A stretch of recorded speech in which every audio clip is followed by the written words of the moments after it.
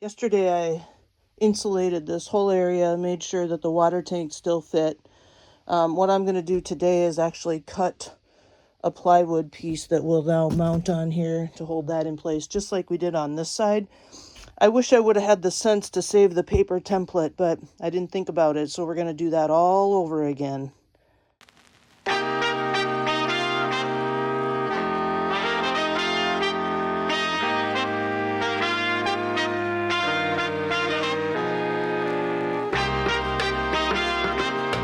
The wood smells so good. Wish you could smell it. All right, let's go check the fit. Fingers crossed.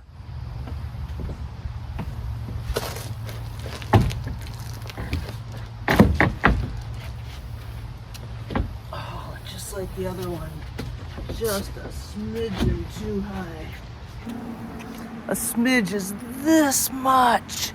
And it's in. Now I will screw it in. Okay, that is all screwed in. And if you're wondering why I boxed this wheel well, but not this one, it's because I've got a wheel well water tank. So that is just going to sit right over that. So I insulated it. Put that up here. And one of the next things that I'm going to do now is, see, that fits in there really nice.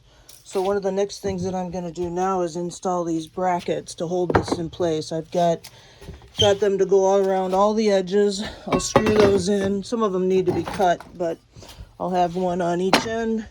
So we'll get the brackets in there. And then I've also got a ratchet strap that I'm going to put around this way.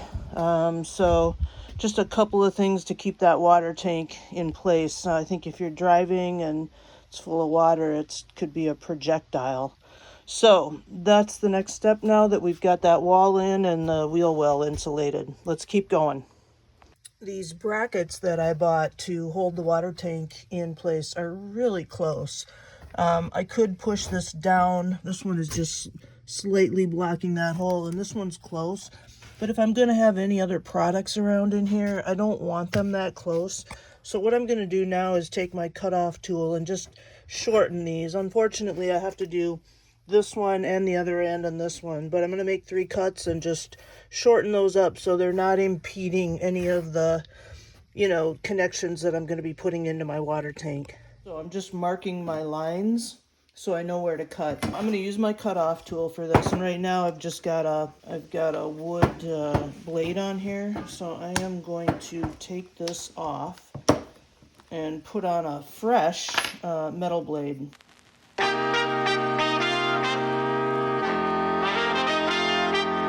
And I think what I'm going to do is cut this outside because it's going to make a mess. Put the new fresh battery in there. I'm going to go clamp it and we'll get started. Okay, Murphy's Law. I accidentally dropped my tool on the floor and it just broke the fresh blade that I put on. So I was grabbing my glasses.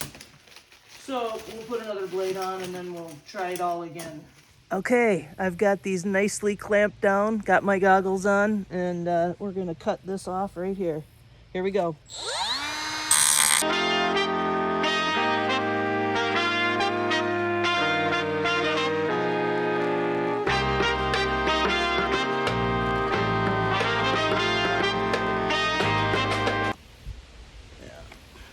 And then I'll file the edges down, get rid of any burrs that stay on there. Good. 1 down, 2 to go. Battery number 3. I got to get some new ones. They're getting pretty used and they get hot.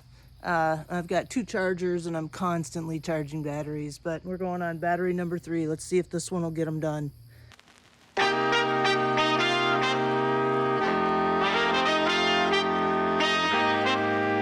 All my metal brackets are cut, got them set in there, and I marked the line so when I take the water tank out I know where to place them. And my floor, if you remember, it's 3/4 inch plywood, so I bought number 14 1-inch wood screws, and I tried to get something that was really flush, so I'm hoping they sit down in there. I don't want anything really raised because it'll be underneath here. So the next thing I'm going to do is just put those on.